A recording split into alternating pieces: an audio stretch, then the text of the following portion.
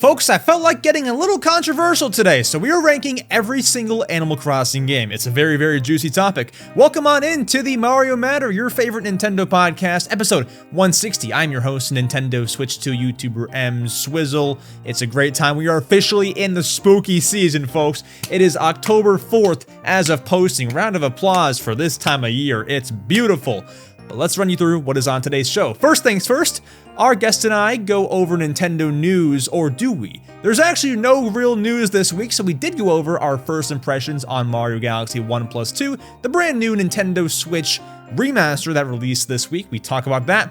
After that, our guest and I go over ranking every Animal Crossing game, and boy, did we have some debate. We do that, and then after that, we answer your questions you asked us in the Q&A segment. And our guest today, folks, is none other than Abdallah Smash. With over 960,000 subscribers, Abdallah specializes in Let's Plays, some tips and tricks here and there, covering all new Nintendo Switch and all Nintendo everything on his channel. Let's go ahead and not make you wait any further. Let's get to Nintendo news, or should I say, our first impressions on Mario Galaxy 1+2 is really all it was. Let's go ahead, let's get to it. Welcome to the Mario Matter, the #1 Nintendo podcast.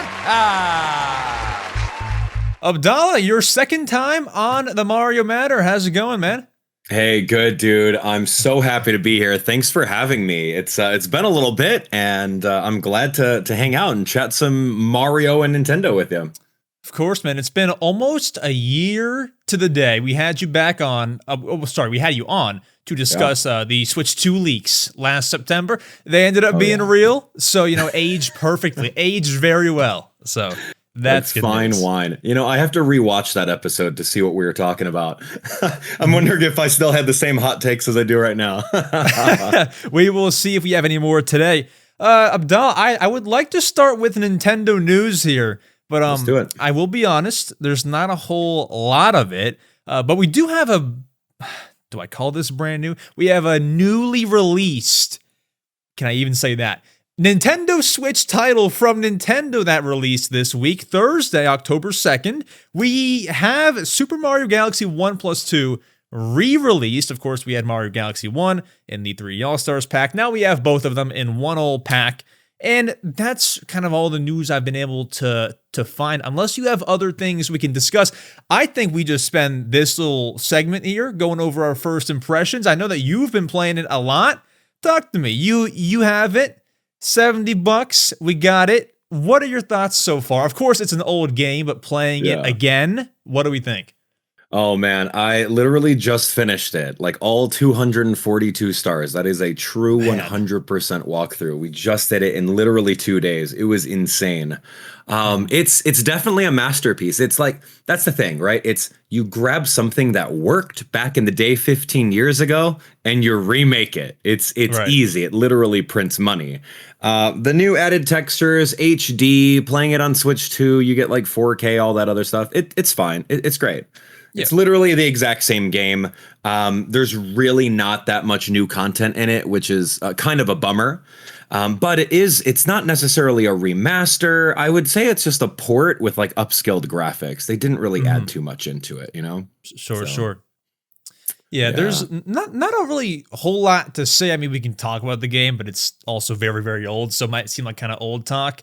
For me, I mean, I've been enjoying what I've been playing. I've played both.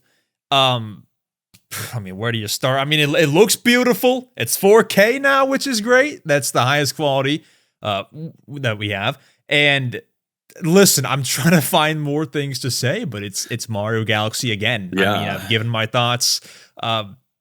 They did add what I do like. They did add for if you have a player 2, you can use mouse mode.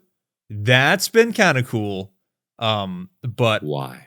Who cares? Who cares about that, man? It's pretty smooth though. It is pretty smooth. Oh my gosh, tell me about that. I guess it's like a forced gimmick on Switch 2, but like remember, it's a Wii game, right? You literally point at the screen and you're able to do the exact same thing. So the difference of being able to point versus drag on a mouse pad, okay, right. I guess. But I guess the question is, does that warrant the $70 price tag? I was going to ask you that. Oh, you're going to ask me that. Okay. Either way. All right, take a look at it right here. So here's the deal. $70 is way too much for it. That's just I'm saying what everyone's thinking. I think that if you look at price charting right now for a loose copy of Super Mario Galaxy, you get it for like $15. Mario Galaxy 1. You can get Mario Galaxy 2 for like $20 online. Get both of them for under $40. And they're literally the exact same games, the exact same experience. And I feel that paying $40 for Super Mario Galaxy 2, which I did out of pocket because I already have the Mario 3D All-Stars. I'm not buying Super Mario Galaxy 1 a third time. So sorry. I think that paying $40 for Mario Galaxy 2 was a little steep. I mean, I think that the price point would have been perfect at $30 for each of them, right? $30 for this one, $30 for Mario Galaxy 1, bundle them together for $50. That would have been the perfect price point. A lot of people can defend, the concept of, inflation, this, that, or the other. But like, look, dude, job wages aren't going up to match inflation. So you really have to take a look at what was, Mario Galaxy 1 and 2. They've had different prices all throughout their entire lifetime. Nintendo even put them on sale on Nintendo Wii U for like $20. So I don't know, man. On the other side, okay, now they're remastered in beautiful, stunning graphics, and now you have them on your Switch. So there's a little bit of convenience there. You don't have to dig out your old Nintendo Wii and Joy-Con or whatever the Wii remote controllers and play it.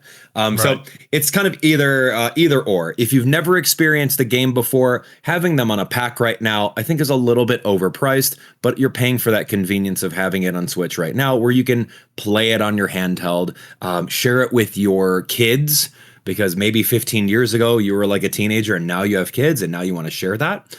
Or maybe you just never had that experience before of playing them and now you can do so now. It's literally a classic. It's one of the top 10 games on Nintendo Wii and top 10 games on like Nintendo Mario in general. So like, I don't know. You have to weigh your options over there. I still think that the price was a little too much for what it was. Indeed.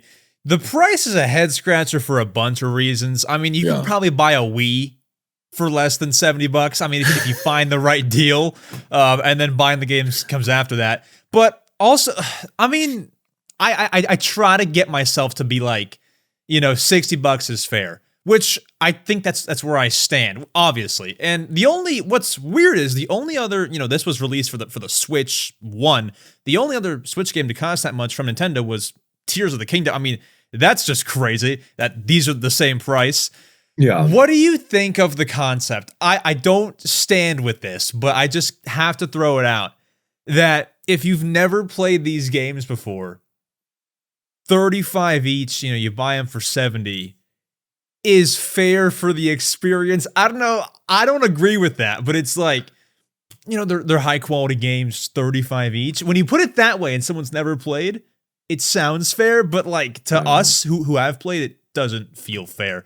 I've been thinking about that kind of thought process. I'm looking at it right now. I'm looking at eBay. You can literally pick up a Nintendo Wii with all the cables, remote controls, everything, full thing for about $40. Oh boy.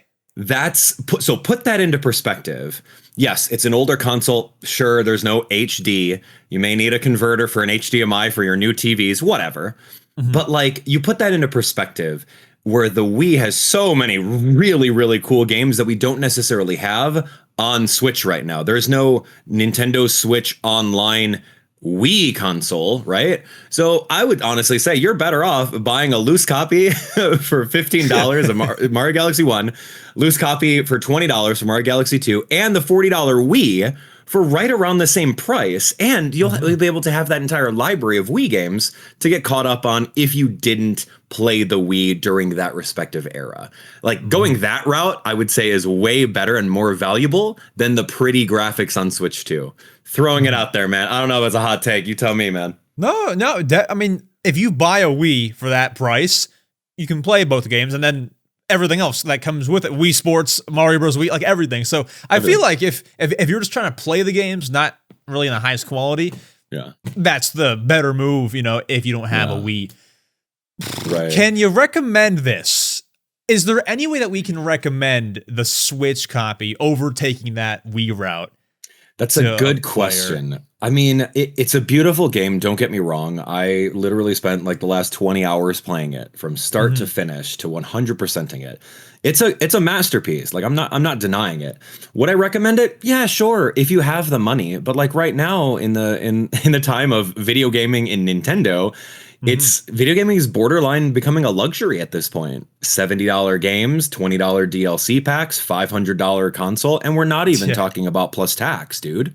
Like tax is different in every area. So I sympathize for the people who don't necessarily have those open funds to spend $70 on a game, $75, $76 plus tax. Like that's a lot of money.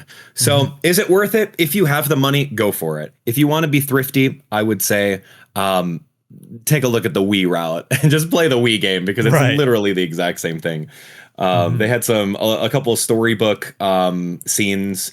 I don't know. They added a little bit of Rosalina's Storybook, like 4 chapters of it, but really that didn't warrant playing through the entire game for it.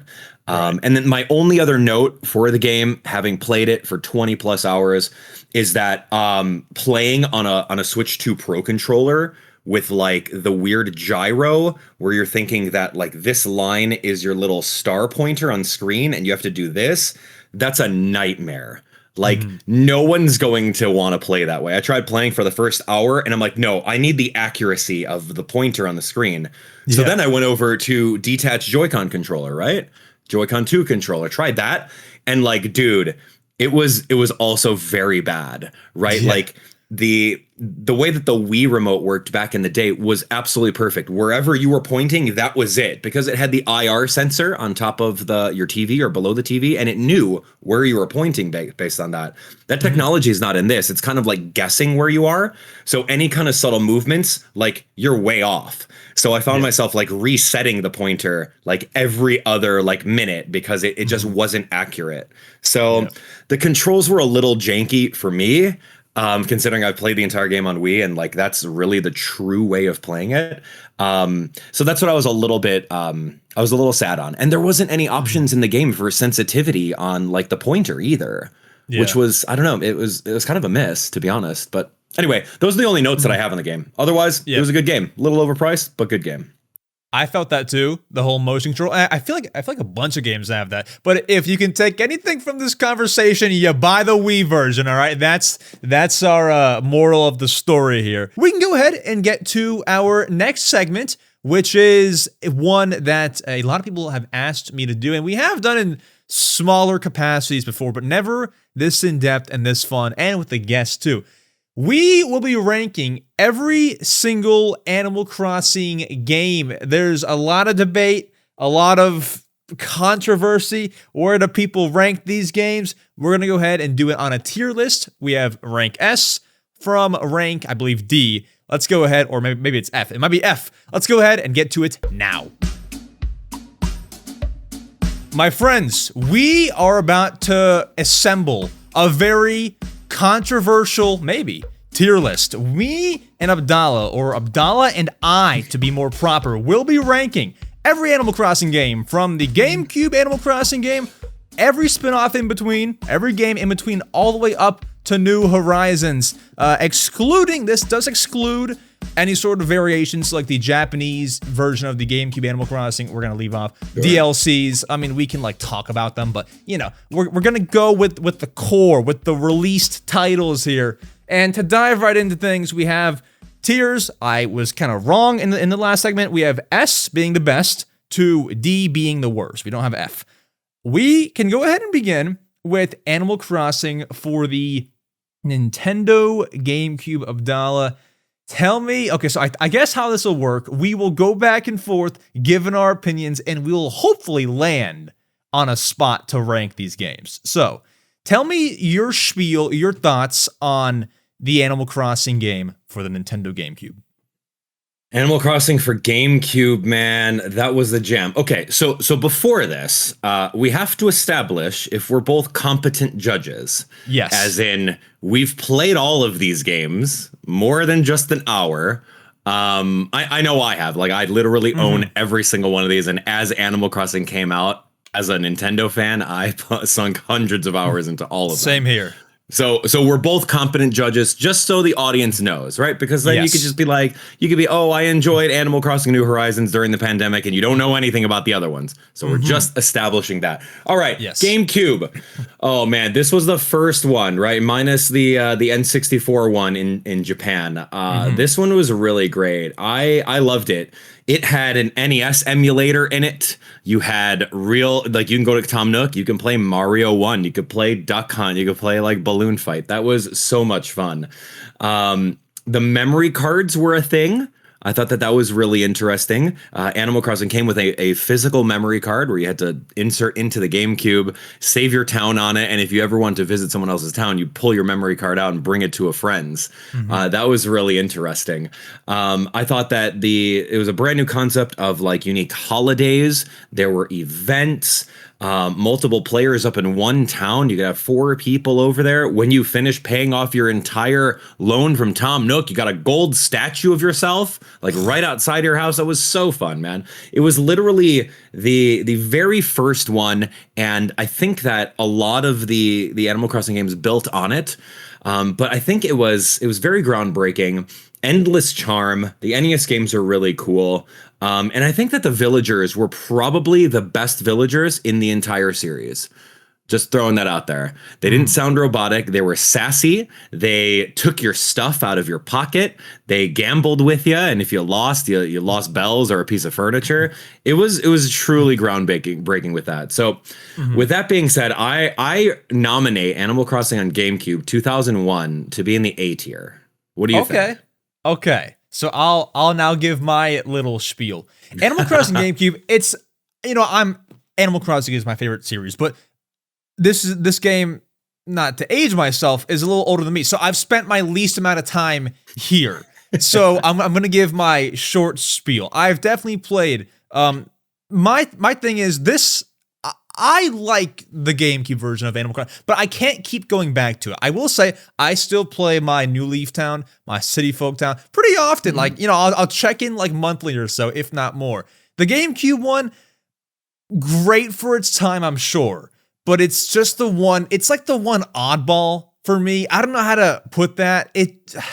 Maybe they just improved so much from GameCube to Wild World, and it just feels almost clunky now to go back to it. And it's not, I didn't play it when it first came out, so like I didn't see the whole evolution. So for me, just going back to it feels a bit clunky for me. I also don't love how weedy your town gets. Like I feel like the weeds spawn in a lot more than other games, especially like the newer ones. And also, you pointed out the memory card, like that's how you visit other towns. Have you ever? This is not like a factor in where I'm rating it, but like just funny little. Have you ever? How do you do it? You put in a memory card. You go to the town. I think you just turn off the console and like your face turns into a gyroid. Dude, that's scary. You ever seen that? Think so. Oh my. Very vague. And like, dude, Mr. Rossetti though, man. Mr. Rossetti carried that game. It's like if you turned off Animal Crossing without saving, like Mr. Rossetti came out and yelled at you for it constantly. And like Mr. Rossetti has just gotten softer with every instance of every game. He was his true unadulterated form inside the GameCube one. And that is literally my favorite character. And they did him dirty in the new titles, man. We got too soft as a generation. We can't handle Mr. Rossetti in New Leaf, right? We don't even see his face. It's just like a rescuer helicopter or something really weird. I don't know, man. Yeah. I think that was awesome. It was Rossetti alone is A tier worthy. I'm willing to put it into B tier though. Oh yeah, I didn't give my rating. Also, Rossetti GameCube is the best. He like tricks you into like deleting your save file. It's great. He's the best. Okay, well what's my I'm not saying it's a bad game. It's just the clunky one for me to go back to, because my first game was New Leaf. Then I like go back and City Folk felt similar to New Leaf. Then Wild World, City Folk-esque. GameCube's like the one. I would go. It's not bad by any means. I'd go B. So you chose A, I chose B. There's no middle. Okay, B. Okay. Wow, I didn't know that it'd be that easy. Okay, high B. High B, like left the line B. Sure, alrighty. We put Animal Crossing GameCube in high B tier. Next, a game that I myself may not put in high B tier is Animal Crossing Wild World. You know, we're going chronological here. For the Nintendo DS, I've got some thoughts. This is one I can go off on, but I'll start with you, Abdallah. All right. Animal Crossing Wild World, coming from a console-locked GameCube where you had to remove your memory card and bring it over to someone's physical house. There was no internet back then with that one. Going to the Nintendo DS, where internet and gameplay online was in its baby steps over there. And that was amazing. It was free online, and you could play Animal Crossing online with others. I was always on like game FAQs, message boards, trying to find out who's got high prices for turnips so I can go and sell over there. I was looking for all the furniture. That was literally... It was groundbreaking in that aspect. I feel that every title got way better. So this is the first handheld Animal Crossing on your DS. You could bring it anywhere you want. Let's see. There was touchscreen support. That was really cool. You had some hairstyle options, a lot more character customization. I felt that, that one was just, I spent a lot of time with it, and I really, really did enjoy the concept of just playing online with people versus inviting a friend over in real life. And I think that alone makes it objectively better than the previous one. So like, I think that's an A tier ranking, man. Sure. Whew, I am a little different. Now, I love okay, tell me more. The concept of Wild World. You got the great music, which is not a defining feature, but I think the music's great. You can like make the what are they called? The things with Celeste, the constellations. Yeah. There you go. You can do that. It's a charming game. I feel like everything was maybe a little more refined and improved in what people kind of wanted coming off the GameCube version. My problem is I cannot bring myself to turn on the Nintendo DS and play that. Now, this is from the perspective of somebody going back to play the Animal Crossing. If you were there when the game came out, I'm sure it was. I'm sure it was great. You know, take it on the go. But like now, and not to spoil my future ranking, now that I have City Folk, which is kind of like a Wild World HD. Yeah. I can't go back to this. Now, I don't know if that's fair because we're ranking the game for its time and everything. That's just how I feel about it. I have the least amount of hours in this one. But I guess, for the game itself and what it offers and what it could do on the DS, pretty limited. Touchscreen and all that. And it even had multiplayer, which is great. I guess for that, listen, if it was just me and I didn't have this perspective, I'd go D tier. But, I have to look at this fairly. For its time... That's 2005. Look, that's 4 years after the GameCube one, right? We played Animal Crossing on GameCube, and you have to really just like empathize and transport yourself back in time to 2005 when this game came out. Yes. We didn't have the Wii version. Wii wasn't even a thing, right? Mm-hmm. Like we didn't have the Wii version until 3 years later. Right. So this was the next Animal Crossing that we all just fell in love with, and we were able to play online. So just like you said, you have to have the perspective, because if we just have the perspective of Animal Crossing New Leaf, everything else is inferior. Terrible. Right. Yeah. Or everything. And then New Horizons, everything else is inferior because of how great and cool the graphics are. Mm-hmm. But you have to take a look at it for what its time was. And I think that it was a very, very special game for its time. And just like, I think like objectively, like I said earlier, they all get better. Yeah. So what are you thinking? High B, low A? What are you compromising with over here? Either low B or high C. But that's not really fair because I would rate City Folk different and it's like the same thing. So I guess being real, it would be like a B. I would rank it to the left of Animal Crossing GameCube in B tier. Does that mean higher or does that mean lower? Yeah, that means higher. Okay. So yeah, the left. So there's like a tier within the tier, right? So whatever's on the left is like B plus, right? Versus B or B minus, right? Can we compromise? This is some heavy negotiation because you were going to put it at A. I was going to put it at A. I want to negotiate on the right side because I was going to put it at C. But I don't know. There's no way that you can say that the GameCube one is better than the DS one. See, that's I think true. objectively, See, this is tough. You can't do it. Because it does do everything better. It's just it's stuck on the DS. Yes. So yeah, good point. Yeah. We can go left of Animal Crossing GameCube. Let's do it. If we were ever rating it on if we were ever, come on, go to there you go.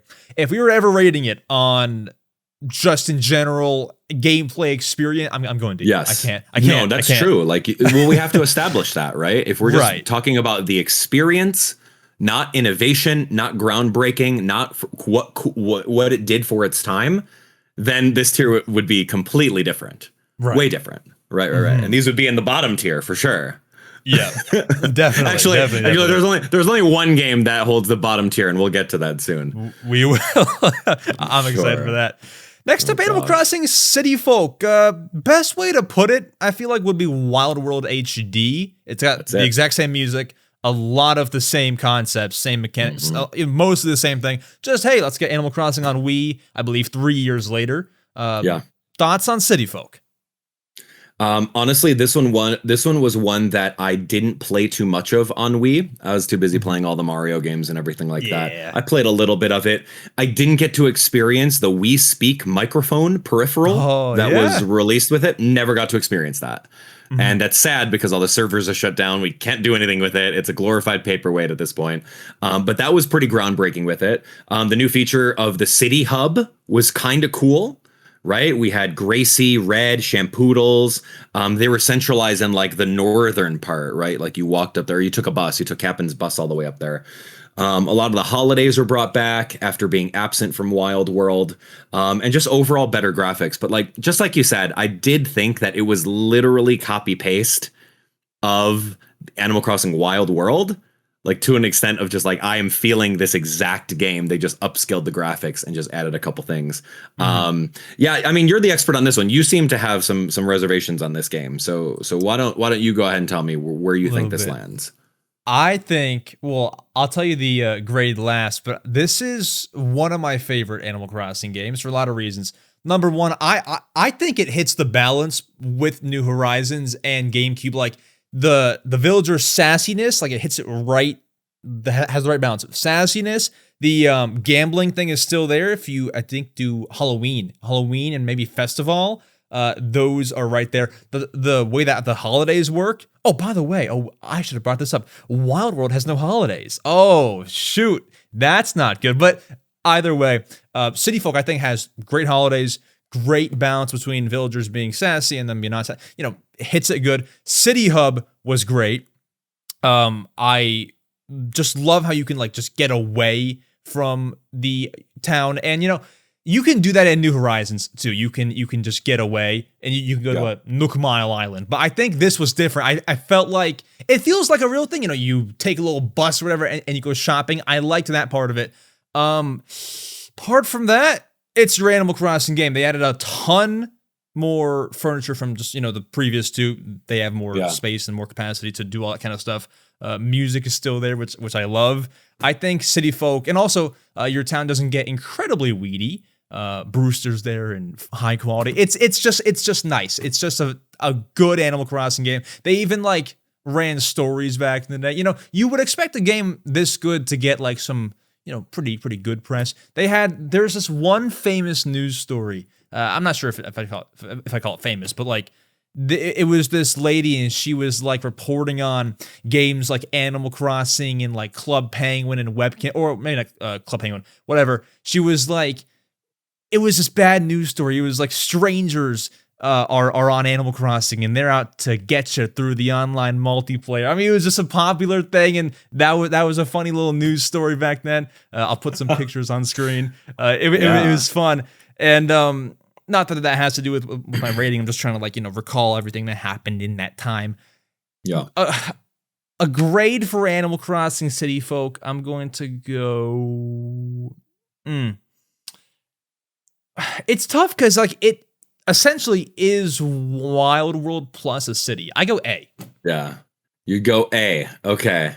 Interesting. I would probably land it into B, man. Like top B to the left of Wild World, because like honestly, it was literally Wild World HD, not that much innovation. if you took a look at the innovation from GameCube to DS, right? There's huge amount of innovation there, like night and day.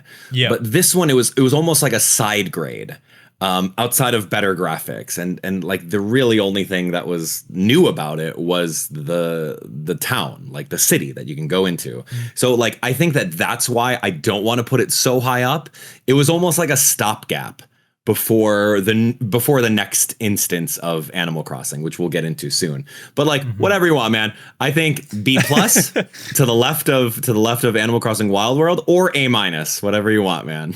How do you feel? We can objectively say that it is better than Wild World because it just plainly is. Three years later, graphical upgrade, a couple new things into it, and it's on Wii. So like that's great, and it's also online.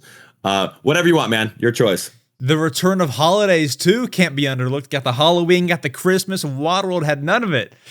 Okay, yeah, I guess that's cool. I know it's great. It's great. Come on, right, go A minus. I'll give it A minus. Okay. We can go A minus. City folk, man. It was a good time. It was a nice time, but also a good time. It was like, I would say it was like the forgotten title out of all these.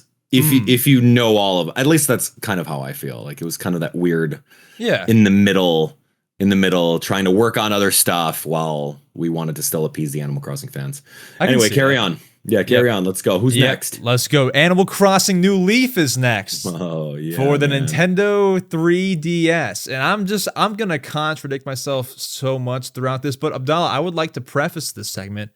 Okay. Animal Crossing New Leaf is my favorite video game of all time. All time. Okay, that's great. I told you that last episode. I can see. I mean, like I think it's an easy S tier, just based on what you're saying. It better not be anything less than S, man. I'm telling you right now. But I need your take, and then we'll find the middle ground. You don't even want to hear me talk about New Leaf and everything. Dude, New Leaf is just great. Like you probably know New Leaf more than me. I played it when it first came out in 2012 and played it the entire year on and off. It was so fun. Like, honestly, I think this is the best Animal Crossing game. At least it's an S tier. I think that the concept of you becoming a mayor and having Isabelle like actually help you out with like mayoral duties and as an assistant with like ordinances, public works projects like bridges, fountains, benches, all that other stuff. That's just really cool. Right? You're no longer just like, all right, well, I just moved into town and I'm new. Like we had that 3 instances before this game came out. No, you're here. You're the actual mayor. And you can like develop your own house. You can decorate and all that other stuff, man. It was so good. Main Street was expanded from City Folk. They take that entire thing. They had all those different shops, upgrades on the shops, Nookingtons. Are you crazy? Heck yeah. Like everything, Timmy Tommy, all that stuff. Dream Suite was awesome. You can go to other people's place online. That was so fun. This game had a true multiplayer mode, Tortimer Island.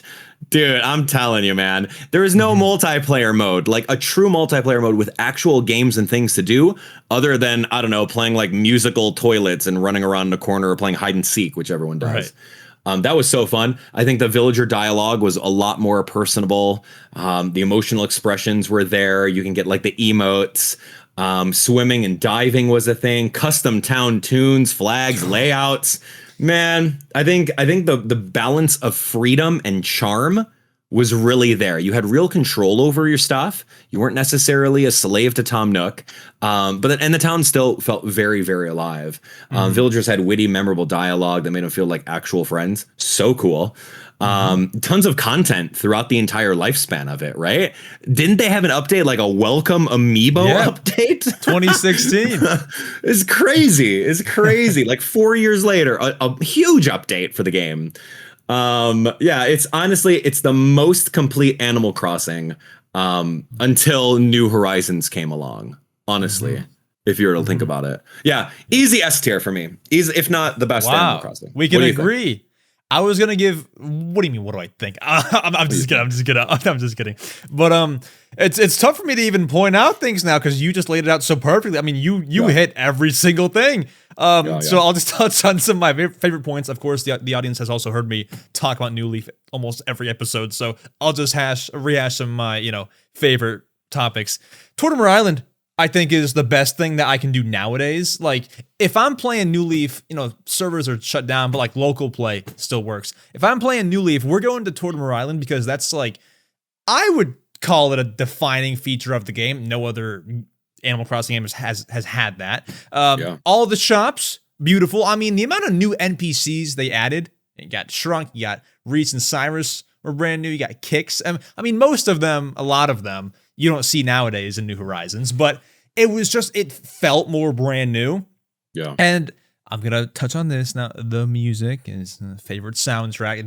That's always a nice, cause you're listening to it all day. You're listening to all the music. So I'm happy about that. I could go on, but I'll cut it there because you laid it out. Dream Suite, all the new features, very good. Even Rossetti's still there. So this was like his last dance, and then he's just gone now. So you know what? I appreciate that. Okay. I guess we're agreeing on S tier. Yeah, S tier for sure. That's a first S tier placement. Awesome. Now, I might, to the audience, look like a noob here. Because you've just laid everything out so perfect. I'm gonna do Happy Home Designer because I have like some nostalgia with this. Okay, this was good. This was good. So it was a good era. Like 3DS era Animal Crossing was just great, dude. Oh my gosh, yeah. So 2015 rolls around after the 2012 Animal Crossing, New Leaf. We have our first, I believe, ever, unless I'm missing something, Animal Crossing spinoff. We have Happy Home Designer released for the 3DS. I got this for my birthday in 2015, and I logged on, and I think Nintendo kind of picked up a lot of people like to just decorate houses in New Leaf, and so essentially you are just doing that. You are, let's see, you might have the details more than me because it's been a while, but you are now working essentially for Tom Nook and it was Lottie. There we go. And you are working for Nook's Homes, and you are designing houses for just about every single villager in New Leaf. And essentially, you go and meet a villager, you say, hey, what's up? I can build you a house. That they tell you what they want. So either they want I want a sports themed house, or I want an astronaut theme. You make the house for them. You can design all day. You're done. And then you can go back and revisit their house, and you keep on building houses. And it's a cute and cozy game. It's an Animal Crossing house designing game. For those who have played Happy Home Paradise on New Horizons, it is essentially that, but before Happy Home Paradise. And on the 3DS, on the go, they had Amiibo support. You can scan in any Amiibo card and build that character's house. Even NPCs, like if you had the Jingle Amiibo, like characters that you would not see in the game originally. So that's a nice touch too. Happy Home Designer, $40 for 3DS. I mean, I was sold, and do I give my grade now? I could just play this all the time. Like, it sounds like it would get boring, like making houses every day, but for me, it was great. So I'm going to go. See, man, you know what? I might wait because this is tough. How do we rank a spinoff compared to like full Animal Crossing games? That's tough. That's hard, man. That's hard because that's what you have to establish within the tier system that we're doing here, right? Like you have to just think about it as a game entirely. Okay. But I think it's like you said, it's a little sandbox game where you don't have to worry about earning bells. You don't have to run around town. You just you get some clients. The clients give you a small handful of items that you can use in the next build. Let's keep on building and building and building out that sandbox so that you can just have all of the stuff. And you don't have to buy it. It's great, right? Man. I don't know, man. You tell me. That's a tough one. Where do you think that place is? It's niche, man. It's niche, and it doesn't hold according to the main series games. Let's rank. So I guess when I figure out placement here, I guess let's rank them like as a spinoff. Like they could have made any spinoff. They made this. That's where we rank it. Like. For a spinoff, not comparing it to like the other games. So for a spinoff, I think I would go probably high B tier just because like you can get some of this like whole decorating fix in New Leaf. Like you just make a house, and all this is for $40 is just making houses. There's no real side plot. It's fun, but it's not changing the game. I go high B. Yeah. I mean, for the sake of doing it, let's put it into high B for now. Okay. It's hard to say. I hear people screaming at home, but how can you say that's better than Animal Crossing on GameCube? Yeah, right. I mean, so that's very hard. It's very hard to say. Like, I would say it's on par with like Animal Crossing on GameCube. It's not. I wouldn't put it into C tier, but it's just a different game entirely. It's enjoyable for what it is. Yeah. But some people, like, you either love it or you hate it, right? Because like some people may not like decorating houses, right? Some people like the grind of fishing and catching bugs and making money and paying off a debt where you don't necessarily have to do any of that stuff because everyone plays Animal Crossing differently. Sure. This game is specifically for that Animal Crossing player that likes design element. So again, that's a tough one, dude. Yeah, honestly, when I rank it, I'm not even like ranking it like, is it better than Animal Crossing GameCube? I'm just like, if you look at like S to D, say S is like 9 to 10 out of 10, A is like, 7 to 8 out of 10. That's kind of how I like, for a spin-off, it lands in that mid-range. It's kind of how I rank it. So yeah. I don't want to have it on record that I think it's better than Animal Crossing GameCube or Wild World, but it like ranks mid-level for a spin-off. All right, so clarify that, I guess. Yeah, it's a little spin-off. I mean, low key, I'd throw it into C just to be safe because it's just like again, it's what kind of Animal Crossing player are you guys, the audience that are watching? Like, do you guys like earning bells? Do you like doing the grind, or do you like the design aspect? And if you're gonna split the audience, think about it this way: if you're gonna split the audience, designers and like non-designers, then this game is literally for half the audience. Yeah. Versus a game that's for everyone. That's a good point. That now that I'm thinking about it, I would honestly drop it into C, man. It's not a bad game by any means. It's just, it's different. And it's really only appealing to a certain aspect of Animal Crossing players. So I want high B, you want C. Where do we meet there? Is that low B? I'll give it high C for visual references right now. Okay. We need something in the C tier. I think that would be a good way. Okay, yeah, makes sense. Okay. So we'll put it in C tier. Deal. All right. I don't hate that. Okay. Let's do it. Our next game. This next one. Okay, Abdallah, let's talk about Animal Crossing Amiibo Festival. Oh man, Animal Crossing Amiibo Festival. That's a fun one. So this is like Animal Crossing meets Mario Party meets you're forced to play with your kid brother who doesn't know how to play video games. That's what that game is. So it takes Mario Party, the aspect of moving your character on a board, playing mini games, collecting acorns, bells, whatever you name it, in like a certain amount of turns, and at the end you get crowned a winner based on how many bells you have. This game was really like 90% luck based. There was not that much skill involved with the mini games. You can literally go through the entire game, dominate everyone, and on the last turn you can like jump on a space and it's like, oh, sorry, bad luck, you lost all your bells, and then you end up losing. So again, this is not a game that I feel is worthy of even being on this tier list, to be honest. If we had an F tier, or if we had a tier that was like erased from existence, I would probably put this game on that. Okay. I remember because I'm a competitive gamer, man. You know me. I'm gonna play Mario Party. I practice those mini games. I'm gonna dominate everything, and I'm gonna get to the top with strategy and skill. So the bane of my existence is luck-based stuff. You know, Bowser's Big Blast, where you choose 1 of 4 and it's a 25% chance on if you get eliminated. That's not okay for me. When you give me a game like Animal Crossing Amiibo Festival and it's like 90% luck, I'm out, dude. I'm like literally out. If you're a kid that doesn't really care, you just like having fun, it's just like happy-go-lucky, kind of like the Animal Crossing vibe, then cool, you might like it. And like another plus is that it came with Amiibo, Digsby and Isabelle in like a summer outfit or something. I don't know. Yeah. You tell me, man. I'm nominating that for D tier, dude. Make a new tier right now for F, dude. I'm out. Yeah. So here's my weird tale with the Amiibo Festival. Abdallah, do you have a game that you played when you were younger that it's not the best, but you have a soft spot for it because you were young and it was kind of fun to you at the time, but not good now? You know, I don't know, man. I played a lot of bangers growing up, man. Like all the Mario games. Like I I would really have to think about that. Like, what's a bad game you played as a kid, but you still like it because it's nostalgic? I don't know. You tell me. So let me get. Is that your story with this game? Little bit. Is this where you had like an older sibling or a parent that gave you an unplugged in controller and said, "Have fun"?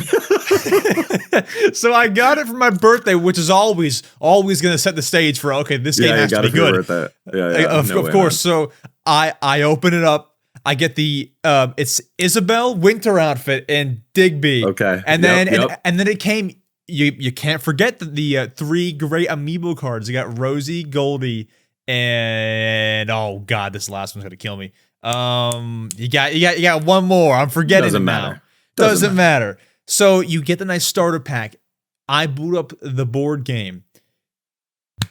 Because I'm young, still loving that whole Toys to Life shebang, Skylanders fan. It's ringing as cool to me. Fast forward to now, which is what actually matters. I have had positive experiences with the game, and here's why. I think the reason I've come to like it and why I've given it high praise, not as a game, but like in some areas, is because now when I play, if I ever pull it out nowadays, I just play the mini games, like not the board game. The mini games are pretty fun. Those are pretty fun. You have to like scan the amiibo at the right time and like take it off, and like, you know, they like drop on the like these balloons or whatever. You got to get like a high score. There's like a game where you scan an amiibo and like you like spot which one. I don't know. The mini games are cool. I don't hate those at all. There's Animal Crossing trivia. Those mini games I think are better than the board game. It's the board game that you said, and I agree, we have problems with. It's luck-based. You sit there and scan it over and over, and nothing really happens. Now, I can praise it for the board games, but the reality is the game was sold based on the board game promises, and it's a $60 bundle with all the amiibo. You can buy it now for $4. So I think what I'm trying to say is I've been blindsided recently, and I've said, like, you know, guys, Amiibo Festival may not be that bad, but I think that's because I'm just playing the mini games. Playing the actual board game, this game sucks. So I'm going to change my ranking from what the audience may remember. I side with you. I go, just the lowest possible C tier.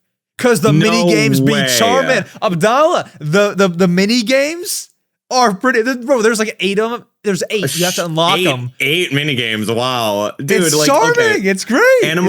Animal Crossing on like GameCube had like 20 NES full ROMs on it. So like, if we're talking about the mini games, like Animal Crossing should be higher. Those are charming. They're nice, and they got like the new Leaf graphics. It's all in HD now. We're chilling. Got the Wii U gamepad. 2 aspects here. No way, dude. No actual way. Tier. This was literally plaguing bargain bins all over the country for a reason, man. Literally, because no one had a Wii U. No one had a Wii U, but like no one wanted this game either. And then let's not forget that like literally the Animal Crossing amiibo caused the crash of amiibo. Just the market wise, because they put too many of the weird Animal Crossing amiibo out there, and it became oversaturated. So that was the first sign of decline for amiibo Toys to Life, was because of Animal Crossing, and because they wanted to make so much money by turning in every single villager into a card that was like $3 in like a blind pack. Like, get out, man. Oh my gosh, dude. As a guy that is an avid amiibo fan, as you can tell over here, man, this one single-handedly caused the crash of amiibo. But anyway, when you come down to it, like you gotta, I'll give you, like, since there's no F tier, I'll compromise with D. We can go D. Yeah. No, let's go D, man. I'm cool with that. I'm cool because I'm going very low C tier, so I can meet you at D. All right, deal. You know what we have to do though? We have to meet up and we have to play this game. We have to live stream this game together.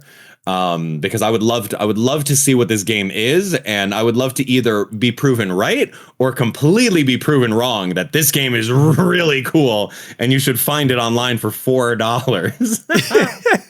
The only reason I can see someone picking it up today is like because it's so cheap, and maybe you already have Animal Crossing amiibo lying around. I wouldn't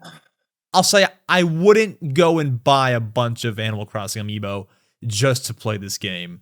No and, way. and that also goes for back then, obviously, because you can buy Amiibo for cheaper now. So yeah, this back is then you weren't kidding. You weren't kidding when you're talking about $4. Like I'm looking at price charting right now on Wii U. You get it for $6. Yeah, cheap. And I saw mean, the sealed bundle recently for like 13. Oh my God. Help me. Help me with this. I don't even know if I have it. I have it somewhere around. All right, moving on. Let's slap it into D. Go. Alrighty, it is.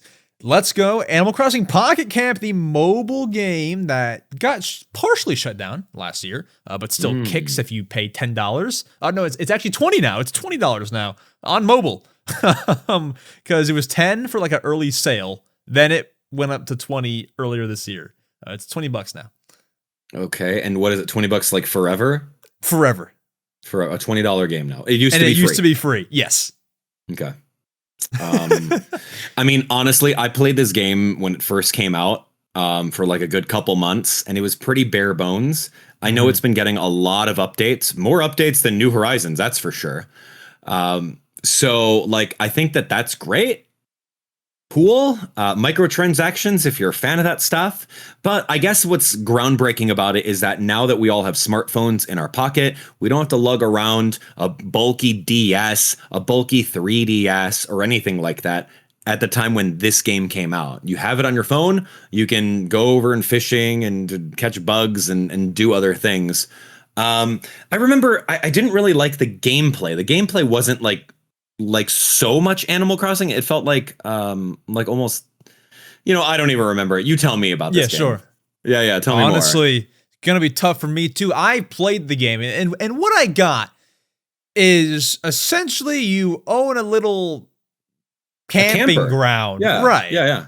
And villagers can visit, and you kind of just decorate your campsite. I feel like a lot of people who are into like general Animal Crossing games couldn't get into this one, and that includes me. I had it downloaded, and I still do. I have like the cool version of it now. I guess there was some multiplayer, like offline multiplayer, meaning like you can send things to friends and they'll see it when they log on. And like that's charming for a mobile game. Yeah. But yeah, like you have the microtransactions and you feel, I don't know like if you feel pressured to buy it, but like when you're building a thing and it's going to take 4 days or whatever, it's just not a game I can like keep coming back to. And I guess that's fine because it was totally free and it's a mobile game. It shouldn't be a great big Animal Crossing game that has tons and tons of detail and keeps coming back for forever. But I couldn't get into it. I took it as a campground owner simulator. This is the one I couldn't get into. I don't love it. Maybe if I really sunk a good portion of my hours into it, I could maybe come around to it, but I'm not there. So I think I gotta go C or D. C because it's cute. It's cute. It's nice. Yeah, I'll give you a C. It seems like with that, it was very microtransaction heavy. Progress felt very slow because you didn't have any leaf tickets to speed up crafting or speed up those things, and it wasn't really.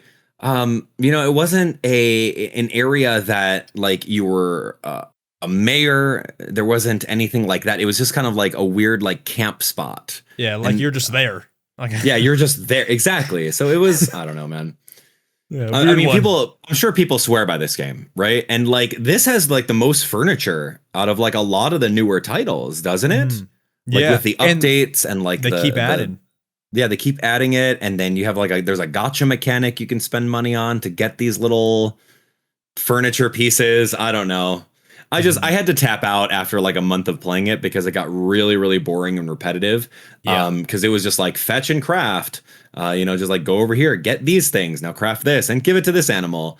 And that was the only way to like level up. And it was just, I don't know. I was out. Yeah, I didn't love it. I would go now. Do we put it above or below Happy Home Designer? I'm feeling below, but what below for sure. Yeah, let's do it. Yeah, boom. There we go. All right. The only game left is the newest Animal Crossing New Horizons. Now, do we include or exclude the DLC? You have to include it all. Okay, let's do it then. Mm-hmm. I will start with you because you are great. I've noticed this. You're great at laying things out. Like you don't miss a beat, and I might. Man. So I'm gonna start with you, and then I'll kind of add on to it. Or I can start, up to you. No, I think this one was a great one. I think this one was a perfect storm, right? This game was absolutely a perfect storm. We were all inside due to the COVID pandemic. And this is right when we can, check out of the real life scenario and all of that nonsense and just literally check out and be in our own little island. And it was the perfect storm. Everyone was playing it. We were at home playing this game during 2020. I think that it was great because we can actually terraform this time around. Terraforming was a new thing for it. You can alter the cliffs, the rivers, all the paths. You can reshape the island into whatever you want it to be, which was never done before. There was a DIY crafting system. I had reservations at first. I'm like, oh man, I don't want to play Minecraft, man. Get this Minecraft out of my Animal Crossing. But it turned out to be okay. It was fun. It was cute. You didn't have to pay any leaf tickets for it. Outdoor decoration was a thing. They took a page from the Happy Home Designer and allowed us to do like full on outdoor decoration to make everything feel customizable. The island concept was interesting. Going from Animal Crossing New Leaf to being the mayor to going over and just owning an entire island. It was a little different. It was kind of going back to its roots of like, hey, this is your entire area. You don't have to be a mayor or anything. So that was cool. A lot more freedom with that. I like the achievements. Those were cool with the Nook Miles. That was a new thing. You get some new currency, and you can use that currency to go to different islands and find some villagers. The seasonal events, Nintendo did a really good job with all of the inclusion of different cultures throughout the world with their items. I think that was really fun. Free updates were great. It was like every other month we would get a free update with like a small amount of like 10 or 15 items. And then next month we got another update, and they were all time locked based on like Christmas. Okay, you couldn't time travel because it's not updated yet. Like, so we have to wait until Christmas, and then we get the Christmas items. That slow rollout that was free, mind you, was really awesome, man. It was unprecedented freedom. I remember like terraforming my entire island and like blank slating it, right? And then choosing every square meticulously on what I wanted to build over that way, like a blank canvas. The idea that we can socially share this with everyone online, thanks to like the dream addresses, that was so cool. We could also share patterns, custom designs via like QR codes and Nintendo Switch screenshotting. You can put that on Twitter or Facebook or anything like that. And I think that the villagers are really cool. A lot of variety with them. Outdoor activities made it feel super dynamic, man. Like it was a really, really good game. Perfect timing, during lockdown, and it was just a global comfort phenomenon. Man, you don't miss a beat. I think you named like everything. I mean, dude, bro came prepared. Okay. That's now, what it is, man. You know the game.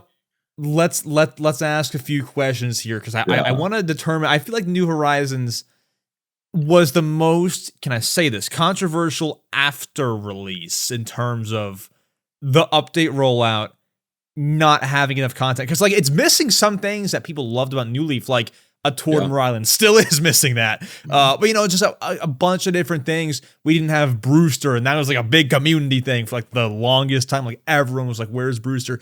Does the not everything being there at launch affect, or do you even like remember that as like a negative thing, like when you think about the game, or is that just gone now? No, I didn't think that was bad. I think that when you take a look at it right now, when you take a look at after like a year or two of playing the game, I don't remember when they stopped. They gave like a 2.0 update and they said, hey man, take everything we've been working on behind the scenes. We're done. Have it all. Here's this gigantic update. We're done. No more updates for anything ever again. Don't talk to us. Like I felt that was pretty bad, because they were drip feeding us some pretty good content, and they even came out with the DLC, which you mentioned a little bit earlier, which was the Happy Home Paradise. What was that? That was for Nintendo Switch Online members. So if you subscribe to Nintendo Switch Online, or you bought it for what, like 20, 30 bucks, 50 bucks, what was it? Yeah, 25 bucks. That DLC was cool because it literally grabbed the 3DS game Happy Home Designer and put it into the new game. So you can just do designing. So I think that the concept of the updates throughout the year or the lifespan of that game, which was like, I don't know, maybe 2 years, I think they were good, but I didn't like the fact that they didn't keep them coming. When everyone knows that this is a cash cow, we would have spent $5 on a brand new DLC pack. We would have spent that money to have Tortimer Island update, where we can have true 8-player mini games where you can go over there and like find the fruit or do a fishing contest or something like that. Like, there was a lot of missed opportunities that Animal Crossing New Leaf had that they could have easily programmed in. Right? Instead, they pulled the plug. Odds are they're going through and having all the Animal Crossing team work on the Switch 2 version. They've probably been working on that for the past like 4 years. Who knows? But I think that they pulled the plug on it too early. And there was a big slap in the face for all the fans that loved Animal Crossing New Leaf, that were getting that expectation of, here's another holiday, cool. Like, they couldn't even, you're telling me right now that they couldn't even make like a 2023 Happy New Year banner, a 2024 Happy New Year banner, a 2025 New Year banner? City Folk has them up to like 2035. That's crazy. I didn't even know that, but that's cool that they pre-programmed that in the game. But like, you're telling me that this dev team couldn't do one item and then do a quick update to release it for Happy New Year saying, hey, thanks for buying the game. Like, you couldn't do that. So I like it, as much as I love the game, and trust me, you know I do, as much as I love the game, I think it leaves a pretty bad taste in my mouth for the way that Nintendo treated its fan base when they had them on the, like, they had them wrapped around their finger, man. Nintendo had everyone during the first year wrapped around their finger. They could have done anything and we would have bought it. Instead, they're just like, all right, man, we're done with this. You guys go work on something else. Give them everything you worked on and we're peacing out. So like, it's just sad. It's a sad state of the game. When you even look at like Isabel on Twitter, right, which is like the official Animal Crossing post, it's like Happy New Year, and then all the comments are like dead updates. Game. Yeah, where's the update? It's true. That's just what it is. And Nintendo's super out of touch when it comes to that stuff. And I mean, you could argue, are you going to update a game forever? I mean, look at Fortnite, dude. That's their entire business model. And that's one of the top 10 most popular games in the world. They constantly give it updates because it's a forever game. You just dead it. Nintendo's a multi-billion-dollar company. I don't want to hear anything like that. You can just continuously make this a thing with free updates, or maybe make them paid. I don't know. But like, we still had a lot of things in Animal Crossing New Leaf that just didn't make the cut. And like, those are the things that like the true Animal Crossing New Leaf players would argue makes New Leaf better than Animal Crossing New Horizons, right? I was just gonna get to that. I feel like a lot of things just didn't carry over. Like, villagers now are like, they're like very cheery, and it's not the same thing as New Leaf. Took some of the sass away. Like, they weren't in the GameCube. They were like on Valentine's Day, you would get a letter like something about how you treat those villagers poorly. Like, you would get a letter from like a villager, and they would say, if you treat people as bad as me, I'm sure that you don't have any Valentines today. Like they were mean to you. They were mean, and that was, right. New Leaf had a little bit. New Horizons has none. It's gone. And then, I had one other point on my tongue. Oh, like Rossetti's gone. Like, half the NPCs are just gone now. Like, we're missing a lot of things from the old game that just didn't make the cut, as you just perfectly said. So that kind of leaves a bad taste in my mouth too, along with the updates. I know myself, I was just like, and I don't know, do you think it was like a mistake for them to even introduce this like slow rollout of updates? Because like, now everyone is saying, dead game worthy updates, but if they just had everything at launch, like, we wouldn't have been programmed to feel like, okay, update this month, maybe next month, new update. Like, I feel like, I mean, you talked about it, but like, it kind of ruined things. Yeah. I mean, that's tough to say, man. Having a full game on cartridge like we were used to in like like the GameCube one, that was a mini disc, man. There was no updates for it. Same thing with the Wii. Like, I don't think there was many update. Well, maybe it was connected to the internet, so possibly. But like, full game on cartridge, the game would have been dead in the water. It would have been dead in the water after like 2 months of playing it if they gave everything there, because then you'd be able to time travel like Christmas and grab everything and just visit everything and have it all. So, but like I can hear where you're coming from, where, you know, having the slow drip of updates sets a precedence. But I think that kind of precedence is more positive than just giving everything out at once, right? It gives the developers a little bit more time to work on the stuff, sure. But at the same time, like, I wish that there was just more, right? We get spoiled with that concept of having the precedence, and then when they take that away, we complain about it, right? Like, so it's you don't win unless you keep on making content for the game, which, like I said earlier, multi-billion-dollar company, an entire team worked on it. Just do it. It's not hard. Do the payroll, send the updates, and make it count. Right. I'm thinking S tier behind New Leaf. S tier behind New Leaf. Yes. Okay. Yes. See, now this is where we get into the nitty gritty. Now, a lot of people at home, you guys may not be competent judges. You may not have put in 100 hours into Animal Crossing New Leaf, and all you know is Animal Crossing New Horizons. So you may think that what you're saying right now is pretty controversial. But I want to say, man, I really think that they're very neck and neck. Oh, we agree with S tier. Yes.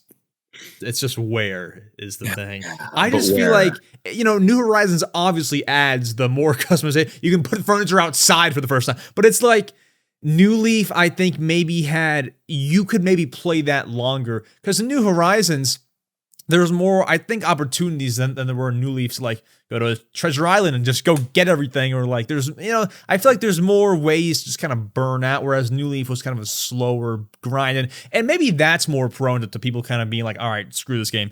But I feel like there was a slower build, like with, you know, the public works projects, and there's more multiplayer things to do. Like, what do you do in multiplayer in New Horizons? Like, what do you walk around? You fish. In New Leaf, you're going to tournament. You're playing all the games. You're getting the medals. I mean, I think New Leaf wins in a decent amount of areas, despite New Horizons adding just a ton of features that we want.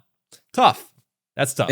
It's a very, very hard one. Let me break this down for you. Here, let's take a look. Okay, sure. So first point is we're going to talk about the core concept and freedom.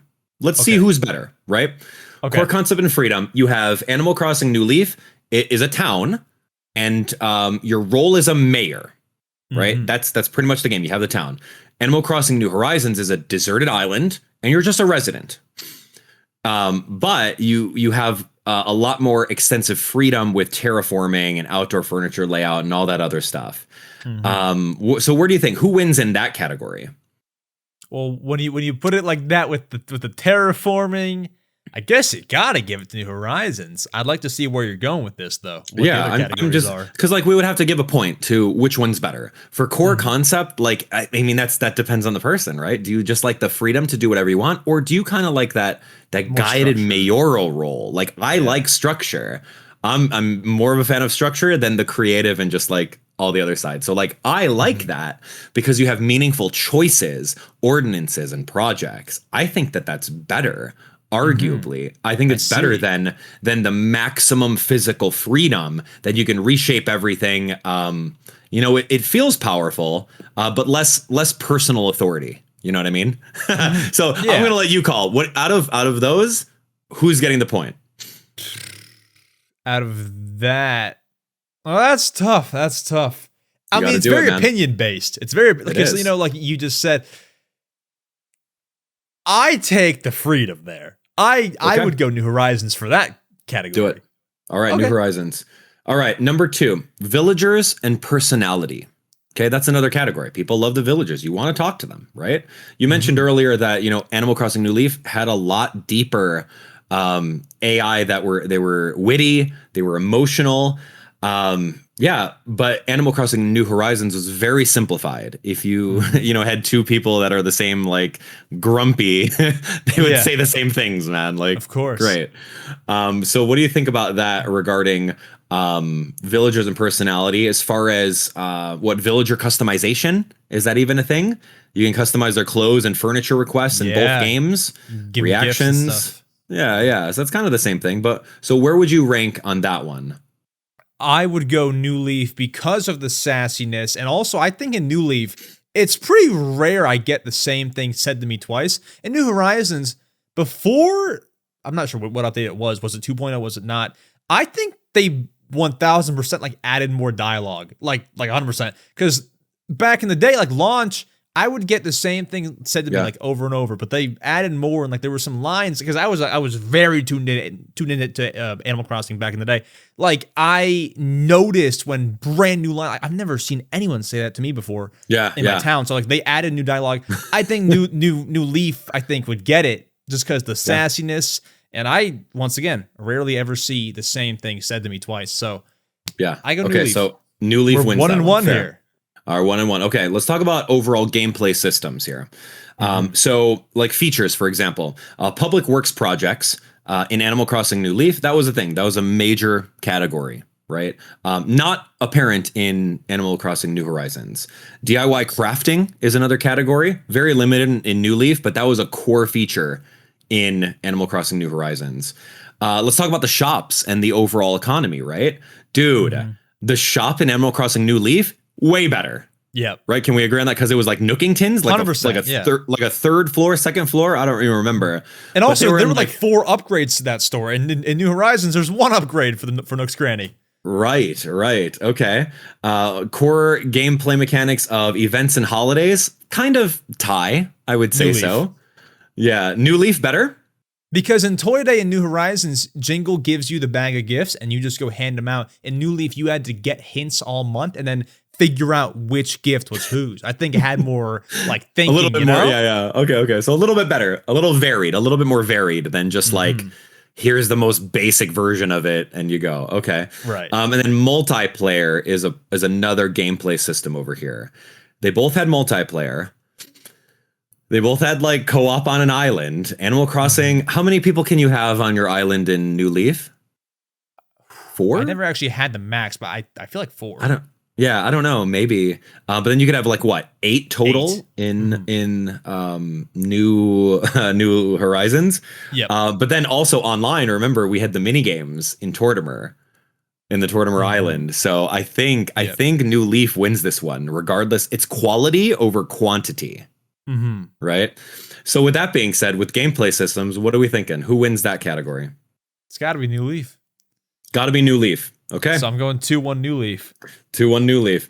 All right, let's talk. Good way to put it out. Yeah. Yeah. Here we go. Okay. So graphics and presentation. That's another category. Here we go. Check this out.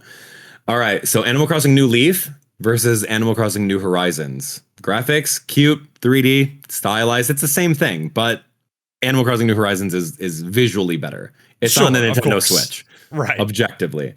Customization. We don't really have too much customization on New Leaf, right? Not too much. You could throw a pattern on the ground. I guess that's cool. But Animal Crossing New Horizons has terraforming, outdoor furniture, pathways. Dude, pathways were really cool in that game. I love that. Atmosphere, kind of the same thing.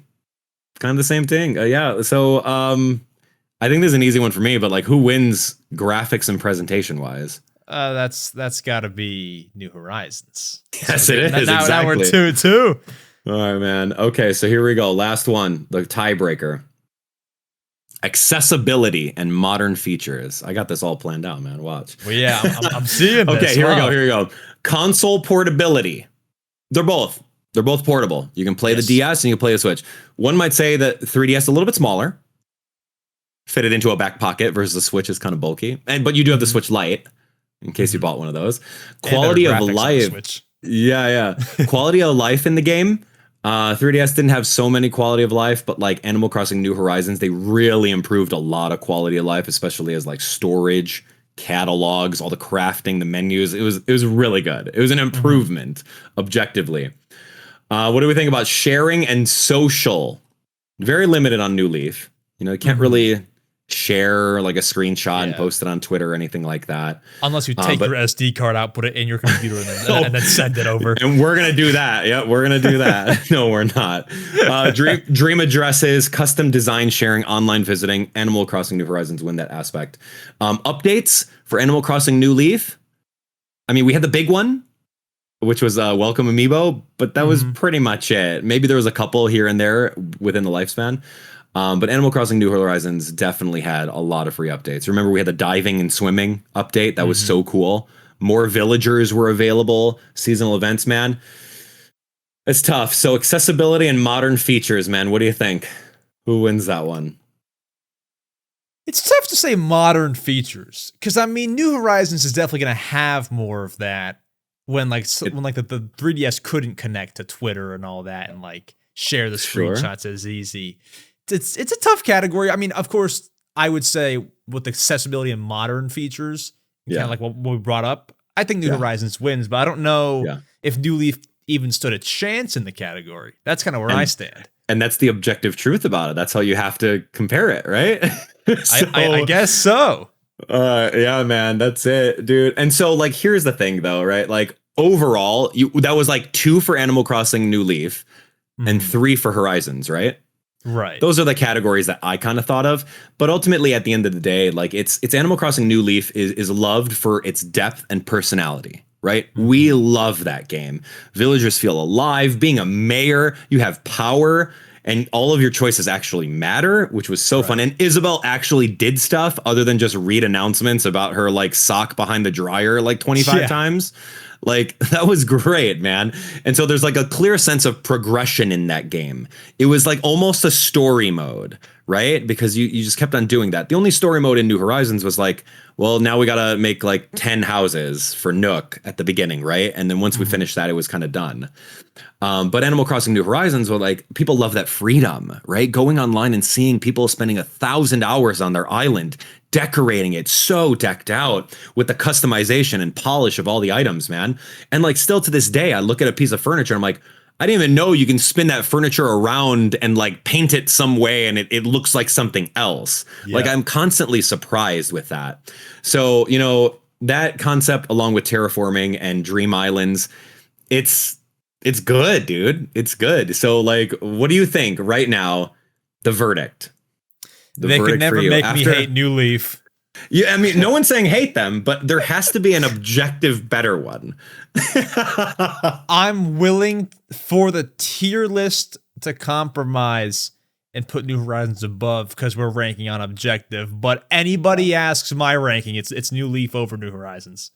Yeah. But like, I can make the compromise. I'm not saying it reflects my everything. So audience, don't call me out. You know where I stand.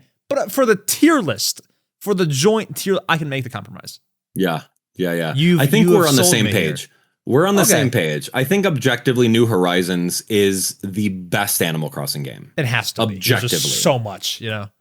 But there are still a lot of things that we love in Animal Crossing New Leaf that keeps it really, really high. And we wish that it was in New Horizons, because if all of those things that we talked about earlier, better villager dialogue, multiplayer, some of like the quirky things like the megaphone. You remember the megaphone? You spoke. I used it the other day for a video. That thing is so cool. That's cool. You speak into a megaphone and you call out your villager by name and you see his like bubble to see where he's at. He's not over in like the third room of the museum somewhere, right? Like, if you took all of those things and put it into Animal Crossing New Leaf, it would be New Horizons. It would be the penultimate game. And we all know that. But that's not the case. So that's why Animal Crossing New Leaf is still a fan favorite for people who have spent hundreds of hours into it. So we're going New Horizons, I believe, at the top of the tier list here. Yeah. All right. There we go. Like, that's good, man. Animal Crossing New Leaf. Okay, think about it this way. Animal Crossing New Leaf is the heart of the series, right? But like Animal Crossing New Horizons is the canvas, right? It's the canvas that people love about it. And there's just a heart and charm about New Leaf that's there. So it's interesting. See that. Man. Yeah. I like this. All right. Would we change anything about the tier list? Looking at it now, does it look how we expected it to look? My personal ranking is a little... I mean, it's mostly similar. The only difference in my personal ranking is that Wild World is at a D. But I mean, I also rank my personal ranking on slightly different categories. So that's why it's different. But I mean, this mostly aligns with where I stand for the most part. Like there's no wildly different ranking that I would make. No, So, I think yeah. that's good. And then I can hear some people, at home saying, well, what about that Wii U game, Animal Crossing Plaza? Plaza. Oh my We didn't gosh. talk about that. That's not a game. That's not really a game. It's just like a social media sharing text box. Miiverse. Yeah, like a little Miiverse. So we're going to acknowledge it and we'll just throw it into D tier. Just to cover our base. Nah, I think that's S, probably above New Horizons. Better than New Horizons, man. Yeah, probably. No, Gosh. I mean, that was fun. I still have it installed. You just can't really use it, but it's like a nice little thing that you go on for 2 minutes and just like look at all the villagers and stuff. It's cool. It's cool. I like Plaza. It's free. It's nice. It shut down like 2 years later, but hey, it's fun. It's fun. So that's our tier list, folks. Let us know in the comments if you agree, if you disagree. Let us know what you would change, if anything. And yeah, apart from that, all we have left to do is get to the Q&A segment, to your favorite segment, where Abdallah and I answer your questions you asked us. Let's go ahead. Let's get to it. Folks, you've made it to the question block segment where Abdallah and I answer your questions you asked us. If you want to ask questions to be featured on the podcast, potentially, there are a few ways to do that. Number one, through YouTube community posts I post every week. Number two, you can join the Discord server down below and ask your question in there. Number three, the easiest, most straightforward way, you can email mariomatterquestions@gmail.com. And our first question comes from Fruit25 Abdallah, who asks, do you think the new Mario Galaxy 1+2 Storybook pages will have something to do with the plot of the Super Mario Galaxy movie? We're getting a little deep here. Getting a little deep. Well, without spoilers, I don't want to spoil the pages. There's only 4 chapters in the game. Okay. Yeah, I think so. They really talk about a certain character on the ship or in the game and their backstory, which is kind of cool. But I don't know, is that strong enough to make it a main plot point in the next movie? I don't know. Who knows, man? Mm-hmm. But again, I don't want to spoil it. Right. I don't. Who knows? Who knows? I think probably yes, it will have something to do with the movie, because this whole launch of Galaxy, I mean, this probably wouldn't happen, or maybe it would, but it wouldn't be as connected. Probably wouldn't happen if the next movie wasn't called the Mario Galaxy movie. I feel like, they maybe named it that, and then they're like, oh, perfect timing, let's release Galaxy. And then you're going to add that, and then the Amiibo release on the same day as the movie. The whole game and movie just seem connected. I think, yeah, this could be another connection between the two, game and movie. I think there could be at least some connection. Maybe it won't be like, the main plot of the movie, but I think there's going to be some sort of connection that we'll look back after April 2nd and be like, oh, that was connected. I think, yeah, some of that. Could be. Good question. Could be. Bob Chesterton asks, do you think Nintendo will still make games for Switch 1 after Tomodachi Life and Rhythm Heaven have released? Yeah, of course. They're going to try to squeeze out as much as they can for that. I've read articles right now that Switch 2 development kits for indie developers are super rare, and you can barely even get one. So a lot of Nintendo is saying right now is just develop your game for Switch 1. And then whenever you're ready, we'll maybe do an update for you, or come out with an update a little bit later for Switch 2. So they're going to keep on riding that as long as they can before it feels like forced. You know what I mean? It's kind of like a weird thing where it's like, yeah, they want you to buy this brand new $500 system. So they want to force your hand to buy the $80 games, the $100 games, including DLC like Donkey Kong Bonanza. Or the new Pokemon game where the $20 DLC makes it over $100. They want you to do that. So I'm genuinely surprised why they'd even do a dual release for Metroid Prime 4 and Pokemon Legends Z to A, when their goal is to sell this Nintendo Switch 2 system for you, right? So it's kind of weird to think about. From a business standpoint, you want to try to cut off Switch 1 support as fast as possible to force everyone to get the new money to buy the $80 games and go from there. But if you look at it from an indie development standpoint, I think there's still going to be a lot of Switch 1 stuff, for at least for the next year or so.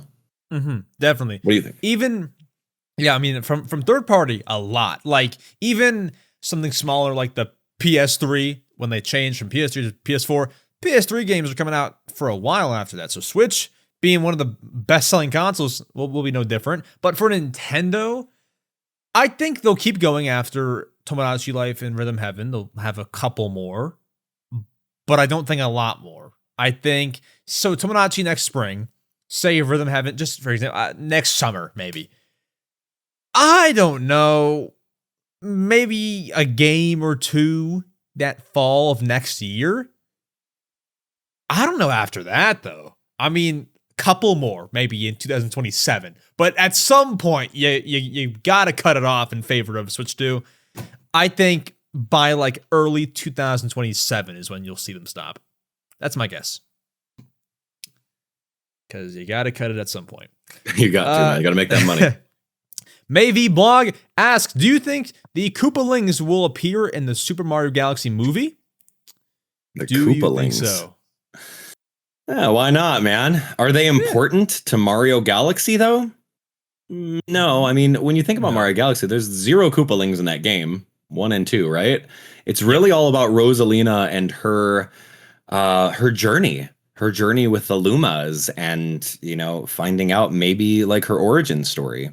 And then there has to be some sort of conflict. So I don't know. Koopalings, that sounds like a lot at once, right? Because then you're introducing how many Koopalings? 8? Yeah, 8. 8 Koopalings, and then you're going to be introducing Rosalina. So that's 9 that's 9 additional voice actors. Like, that's too much. So I'm going to go on a record saying no, the Koopalings will not show up. They're not important. Maybe Bowser Jr. That would be cool. I'll settle for Bowser Jr., but Koopalings, nah, man, that's old. That's old hat. I agree. I mean, they haven't even been in like any new game. Now, it was a shock to me that they're in the Mario Wonder Switch 2 edition. That was a shock to me. But like before that, they have not been in a game since what? Mario Bros. Wii? No, Wii U. I don't know. Do we even care about the Koopalings at this point? I think they're cool. I have a couple of the plushies of them from Nintendo New York. It's cool. They're nice characters to remember, but they're not, I don't think, going to be future villains of movies or new Mario games because they already were back on the Wii. So I don't know. It'd be cool. I'd welcome it, but I lean towards no, they won't appear in the Galaxy movie. Are the Koopalings in Mario Kart World? No, I don't think so. I don't think so, right? I said to throw that out there. I don't know if they're not. Then that's how important Nintendo feels about the Koopalings, because that is true. You had a Cheep as a character, you had a cow as a character, but like the Koopalings, right? Like, okay, just throwing that out there, just taking temperature with how. I had to think about that for a second because there's so many Mario characters in there. I forgot if they even were in there, but they are not. Ethan finally asks, what are your favorite special edition Joy-Cons / Pro Controller? So this can be for Switch 1 or Switch, well, I was going to say Switch 2, but like there's no special anything yet, so we can skip that. So favorite special Joy-Cons, Abdallah, I'll start with you, or controller, or Pro Controller. Yeah, I like the Super Smash Bros. Pro Controller. That's honestly one of my favorite. It's clean, it's black, it's white, it's got the Smash Bros. Logo on it. Cool, man. I'm in. Yeah. I don't have a very exciting answer, just an answer. I think my favorite Joy-Cons would... I mean, I think for both answers, Joy-Cons and controller, I'd just go Splatoon 3. I mean, the special Joy-Cons are solid. They got little splatters on them. And the color scheme, neon green and purple, great. And then the controller, same thing. Just simple. The little handles are purple and green. I'll take it. I mean, that's as clean as it gets, and I like the color scheme, so I'll take it. That's my answer. That's about it. Awesome. Folks, thank you so much for listening to the Mario Matter episode 160. Abdallah, thank you for joining us. The floor is yours if you'd like to plug any social medias where they can find you. If you have any upcoming videos or streams or projects or games you're covering, feel free to plug. The floor is yours. Oh, thank you so much. Well, congratulations to you on 160 episodes. That's amazing, man. Thank you. Huge dedication. Round of applause all the way across. And thanks for inviting me again. It's always a fun time to talk Nintendo to another passionate fan, especially Animal Crossing fan. You can find me on Abdallah Smash over at YouTube, Abdallah Smash. And I'll be covering all the Nintendo games. We just finished through, we did Mario Galaxy 2, which was so fun. We dipped our toes into Hollow Knight Silk Song a little bit. But next up is going to be gearing up for Pokemon Z to A, which I feel is going to be one of the console sellers at least for Switch 2. It's going to be so much fun. So other than that, may do a Metroid Prime marathon, playing all the older games to tentpole the release of Metroid Prime 4. And yeah, just take a look around. If you like the real talk vibes, no sycophancy over here. Yeah, just follow me out. We'll see what happens. I'd love to have you. But yeah, Thank you so much for allowing me to hang out, talk Animal Crossing, nerd out about Mario Galaxy and all that fun stuff. Seriously. Of course, man. All of his links will be down below. You can go find them. Apart from that, I will see you all next Saturday with a brand new episode. See you all then. Adios.